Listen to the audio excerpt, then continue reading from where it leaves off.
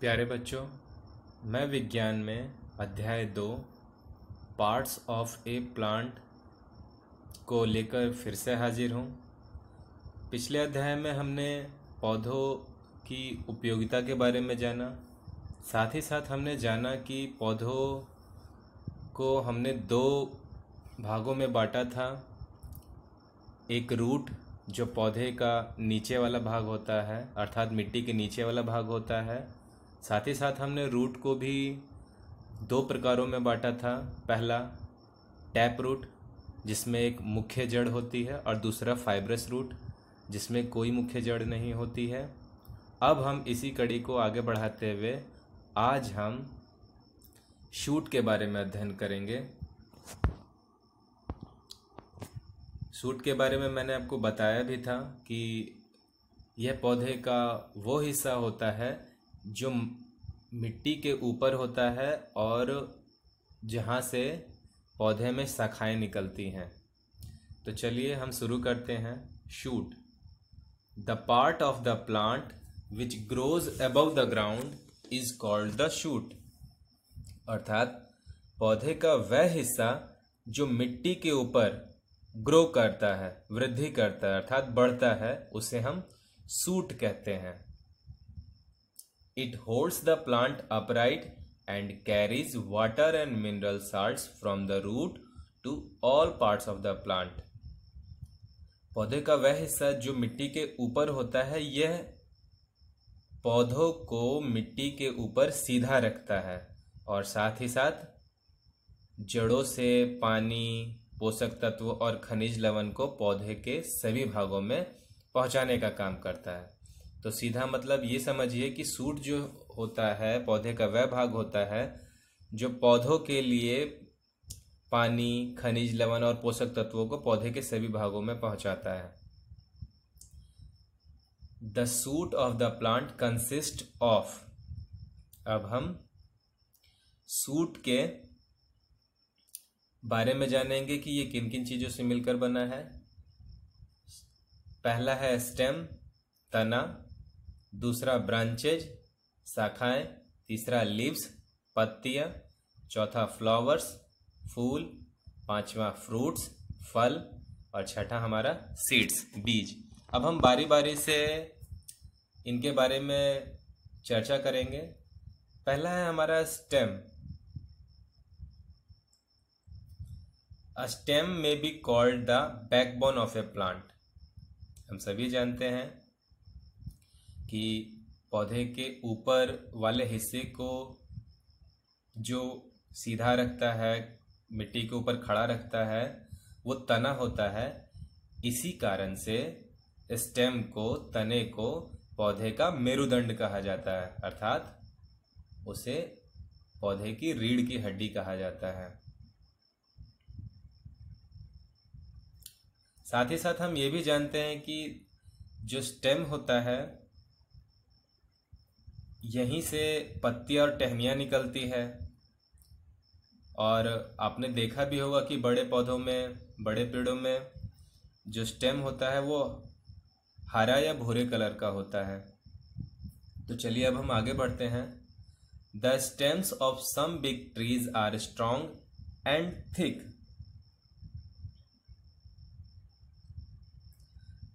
कुछ बड़े पौधों के तने काफी मजबूत और मोटे होते हैं।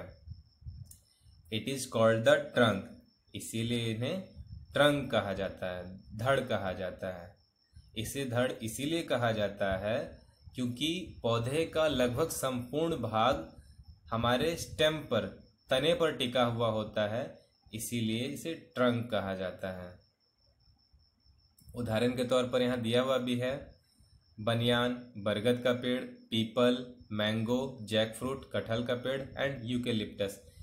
इन बड़े पौधों के जो तने होते हैं उसे हम ट्रंक कहते हैं। In some trees like in the banana plant the stems are thick but weak and green coloured. आपने देखा होगा केले के पौधे को।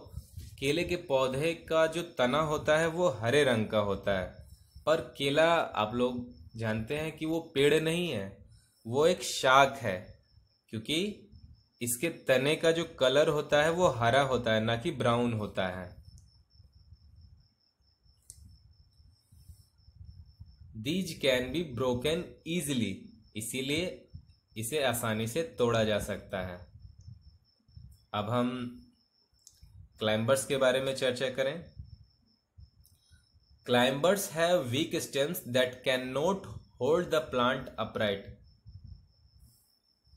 परंतु कुछ पौधे ऐसे भी होते हैं हमारे आसपास जो अपने तने के बल पर खड़े नहीं रह सकते हैं। आपने देखा होगा करेले का पौधा, चाहे या फिर और भी बहुत सारे पौधे होते हैं, जैसे कि आपने देखा होगा जो लतियां फैल जाती हैं। तो यहाँ पर दिया हुआ है climbers have week stems that can not hold the plant upright. Climbers को हम वैसे विसर्पी लता कहते हैं। इनके जो तने होते हैं वो काफी कमजोर होते हैं, इसीलिए ये पौधे को सीधा खड़ा नहीं रख पाते हैं। So they need support to stand and grow, इसीलिए उन्हें सीधा खड़ा रहने और वृद्धि करने के लिए किसी सहारे की आवश्यकता होती है।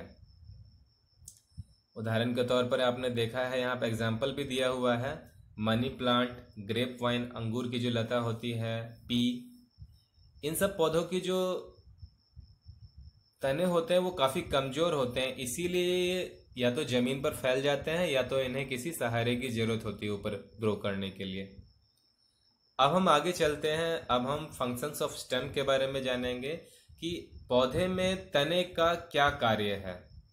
तो पहला है it holds the plant upright above the ground. यह पौधों को जमीन के ऊपर सीधा रखता है। तना जो होता है वो पौधों को जमीन के ऊपर, मिट्टी के ऊपर पौधों को सीधा रखता है।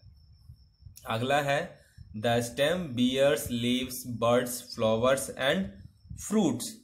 तना जो होता है वो पौधों के लिए पत्तियां, कलियां, फूलों और फलों को जन्म देता है, यानी कि पत्तियां, फूल, फल इत्यादि सभी तने से ही उत्पन्न होते हैं।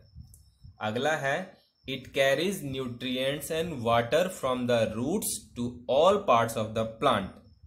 और साथ ही साथ तना जो होता है वो जड़ों के द्वारा सभी पोषक तत्व और जल को पौधों के विभिन्न भागों में पहुंचाने का भी कार्य करता है। देखो यहाँ पे दिया हुआ भी फिगर में भी है, यहाँ पर ट्रंक ऑफ ए ट्री।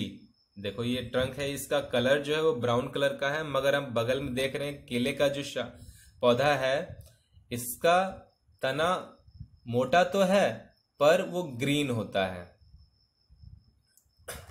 आगे चलते हैं। अब हम यूजेज ऑफ स्टेम के बारे में जानेंगे, अर्थात तनों का उपयोग हम कहाँ कहाँ करते हैं। Stems of some plants are used as food and medicines.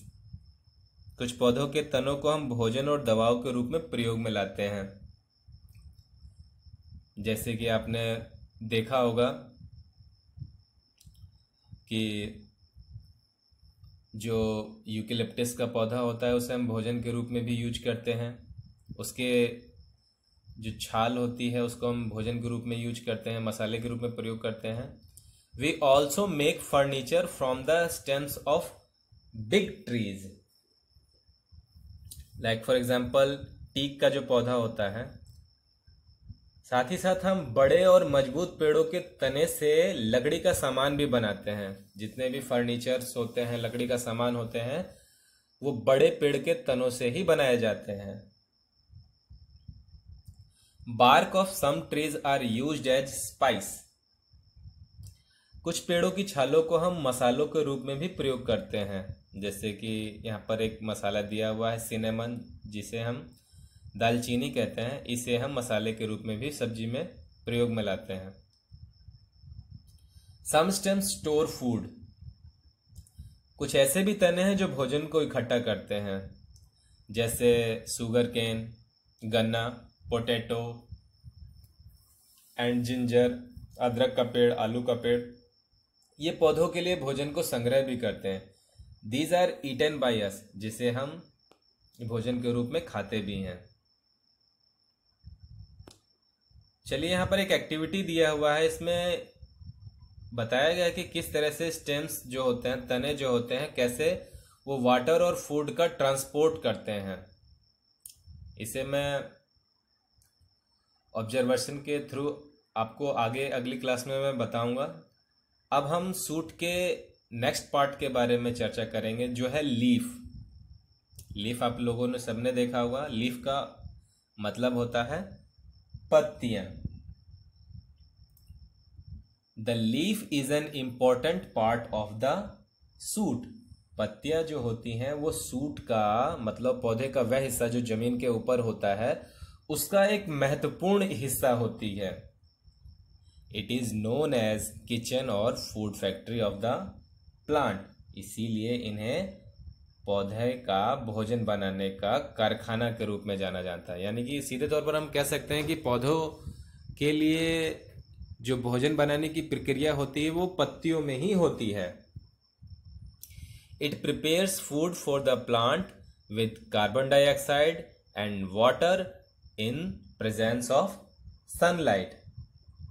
पत्तियां जो होती हैं वो सूरज के प्रकाश की उपस्थिति में पौधों के लिए कार्बन डाइऑक्साइड और पानी के साथ अभिक्रिया कर पौधों के लिए भोजन तैयार करती हैं। इसीलिए पत्तियों को किसी भी पौधे का इम्पोर्टेंट पार्ट कहा जाता है। चलिए आज के लिए इतना ही। आप इसे कम से कम 2 बार सुने, आपको समझ में आएगा। अगली क्लास में हम लीफ का उपयोग और भी सारी चीज़ें जानेंगे। तब तक के लिए धन्यवाद।